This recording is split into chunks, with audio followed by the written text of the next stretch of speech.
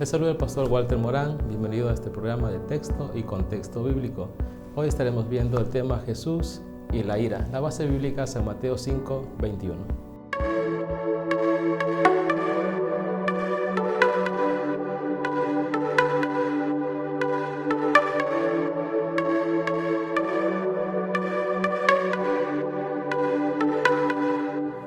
Oísteis que fue dicho a los antiguos, no matarás, y cualquiera que matare será culpable de juicio. En el Sermón del Monte Jesús registra, dice, oísteis que fue dicho a los antiguos, no matarás, y cualquiera que matare será culpable de juicio. La palabra no matarás está dentro de la legislación de Dios. Es uno de los mandamientos que Dios registra en el Antiguo Testamento, y esta ley va alineada a la ley civil de cada país. Por eso dice, no matarás. Asimismo, cualquiera que se enoja contra su hermano sin ningún justificativo estaría en la misma condición de aquel que mata. Al expresar Jesús esta ley, no matarás, los fariseos enseñaban que el asesinato consistía en privar de la vida a alguien. No es homicida solo aquel que llega a asesinar, sino también cualquiera que abrigue pensamientos vengativos, motivaciones destructivas, también estaría haciendo un asesinato. Es lo que Jesús nos está diciendo. El sentido de no matar no es solamente literal, sino que alguien que abrigue malos pensamientos también será culpable de juicio.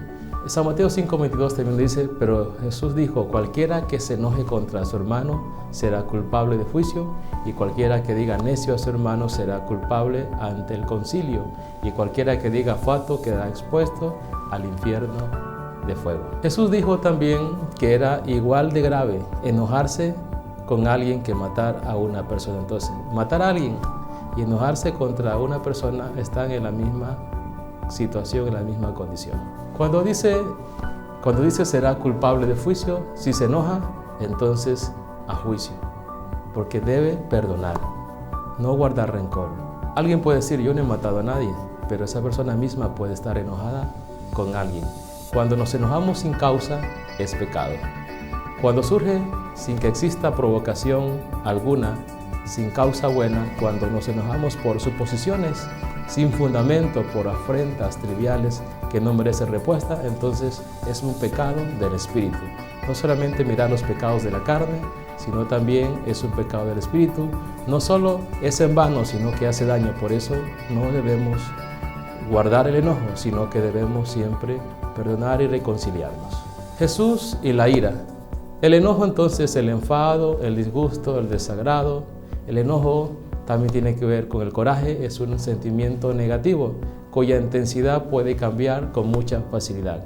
Abarca desde una molestia o irritación hasta una ira sin control. Por eso debemos tener control de nuestro temperamento, debemos tener dominio propio y no dejar que el enojo nos domine, sino quien domine sea la palabra de Dios a través de su Espíritu Santo. Por eso Jesús también le dio importancia a estos sentimientos negativos. La ira o cólera es una reacción repentina de tipo violento, agresivo.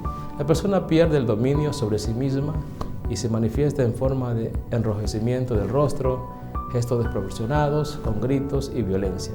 No a la ira, sino más bien a la paz. Un llamado de Dios a la paz. El libro que nos enseña a vivir bien y actuar bien es Proverbios. Por eso dice Proverbios 16:32, mejor es el que tarda en airarse que el fuerte, y el que se señorea de su espíritu que el que toma una ciudad. Entonces es mejor tardarse en airarse, es mejor que el fuerte. Es lo que dice Proverbios 16:32, que nos enseña cómo vivir y cómo actuar. La mayoría de las veces el enojo es producto de un pensamiento equivocado. Nos enojamos por falta de amor a Dios y compasión por nuestro prójimo. Cuando Dios dice, ama a Dios sobre todas las cosas y a tu prójimo. Pero a veces por la falta de amor maltratamos al prójimo. A veces nos enojamos por celos y envidias. Otros se enojan por orgullo. Otros se enojan por egoísmo y vanagloria. Por eso es importante siempre, lo contrario del enojo, es ser pacíficos, es vivir para la paz, trabajar para la paz y mantener la paz. No al enojo, no a la ira. Jesús también dice la expresión, y si le digo necio a mi hermano, también soy culpable de juicio ante el concilio, y cualquiera que le diga fatuo quedará expuesto al infierno de fuego. Por eso decirle necio a un hermano entonces era llevado al concilio. El concilio o eran donde estaban los 71 doctores o el Sanedrín para hacer un juicio, o sea, esto sería en Jerusalén. Mire, viajar de una tribu, de un lugar a otro, solo por haber dicho necios hermanos, era un juicio ante el concilio en el Sanedrín. La palabra necio viene del griego raka, que significa vacío, indigno, se puede parafrasear imbécil, eso significa la palabra necio. Si alguien insulta, está diciéndole que está vacío. Si alguien le dice necio a alguien, está diciendo que es indigno y que es un imbécil. Por eso esa expresión es de menosprecio.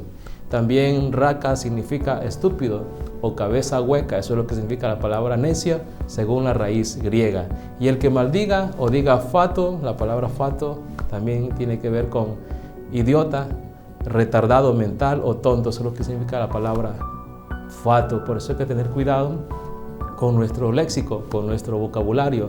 Hablar lo que edifica, hablar lo que construye, hablar lo que anima. No, en nuestras expresiones no debe haber maltrato. No debemos maltratar a nuestro prójimo, sino amarlo porque eso es lo que nos pide Dios. Entonces, necio tiene que decir, las personas que dicen esa expresión es porque no conocen a Dios. Y si decía la palabra fato, quedaba expuesto al infierno. El término infierno viene del griego gehenna, de ahí viene la palabra infierno, de la raíz gehenna, que corresponde al hebreo de Valle de Hinnom. Por eso se refería, el Valle de Hinnom estaba fuera de Jerusalén, donde algunos de los reyes de Judá adoraban ídolos. En los tiempos de Jesús, este valle era como un basurero, donde quemaban la basura y había fuego todo el tiempo. Por eso, en sentido figurado, el infierno es un estado de castigo eterno. Eso es el infierno en sentido figurado, un estado de castigo eterno que fue preparado para Satanás. Por eso este basurero que estaba fuera de Jerusalén también viene del latín infernus, que significa por debajo, o también significa lugar inferior o subterráneo. Esta adoración que hacían estos reyes idólatras era una oración que incluía sacrificios humanos que ofrecían sus hijos pasados por el fuego. Más tarde el valle se usaba como lugar para quemar basura y se convirtió como un símbolo del lugar del castigo eterno, debido a que el fuego ardía allí continuamente. Entonces, esto es el Valle de Hinnom, o la palabra griega gehenna, que se refiere a infierno, el estado o lugar de castigo para todo pecador y desobediente. Por eso Jesús y la ira entonces trata de que debemos nosotros evitar caer en este vacío. La ira contiene la semilla del homicidio, que las palabras insultantes contienen el espíritu del homicidio y que el lenguaje de maldición implica el mismo deseo de maldecir. Por eso la ira entonces trae malas semillas. Por eso debemos llevar la paz. Jesús dijo, mi paz os dejo, mi paz os doy. Entonces llevar una vida de paz, no emociones negativas. Lo que Jesús le dice a un creyente: por tanto, si traes tu ofrenda al altar y allí te acuerdas que tu hermano tiene algo contigo, deja allí la ofrenda y anda y reconcíliate primero con tu hermano. Mateo 5:23. Jesús nos invita entonces que en vez de haber un sentimiento negativo de ira o de enojo, de cólera, nos llama a la reconciliación, reconciliarnos con nuestro hermano, y después que nos reconciliamos, entonces podemos ofrecer algo a Dios o darle una ofrenda. Entonces es importante la reconciliación con nuestro prójimo. Entonces Jesús nos aconseja que debemos ponernos a cuenta con nuestro adversario. Entre tanto que tengamos la oportunidad, arreglar cuentas. Porque si no, puedes terminar en un juicio y puedes terminar en la cárcel. Y no saldrás allí hasta que pagues el último cuadrante. Entonces, mientras hay oportunidad de arreglar, arreglemos pronto, no dejemos para mañana. Por eso la Biblia dice, no deis lugar al diablo. Cuando alguien se acuesta enojado, con ira, y amanece, él está dando lugar al diablo. Por eso hay que pronto, antes que el sol se oscurezca, hay que arreglar cuentas con nuestro prójimo. Entonces, si alguien termina en un juicio y va a la cárcel, le cobrarán hasta el último cuadrante. Por eso el cuadrante era una moneda de cobre más barata del sistema romano. Era la moneda de menos valor. Por eso la expresión de pagar una deuda hasta el último cuadrante, Mateo 5:26, esto es hasta el último centavo.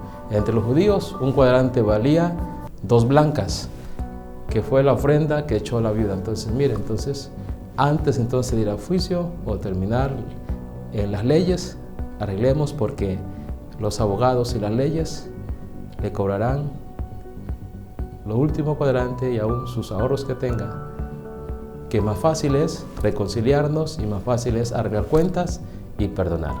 Por eso, ¿cuántas veces las personas sienten ira, sienten enojo, rencor y resentimiento contra su prójimo? A veces se enfadan, se portan mal y a veces sin causa. Permitimos que el enojo llegue hasta extremos y eso no está bien. Dios siempre quiere que seamos buenos y benignos. Recuerda, si tu hermano se portó mal contigo, si te insultó, si te trató mal, tú debes llevarlo a Dios, debes orar, debes perdonar y conversar con él. Por eso mejor es reconciliarse con el prójimo antes que incurrir en el riesgo de un juicio. Si esto sucede, seguramente perderemos. Por eso es importante entonces arreglar cuentas pronto y perdonar. En conclusión, entonces, cuando Jesús trata sobre la ira o sobre el enojo, entonces nos dice que si hay ira y si hay enojo, Dios no está allí, no habrá bendición. Por eso el punto está claro: si estás equivocado, admite que te equivocaste. Si me equivoqué, yo debo reconocer mi error y corregir las cosas y mejorar. Eso es lo que Dios quiere. Así que la ira, que no te lleve ante un tribunal, y que por causa de ira algunos han cometido homicidio.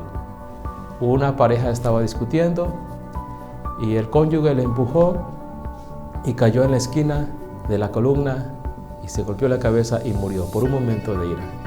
Y le preguntaban la parte legal: ¿por qué la mataste?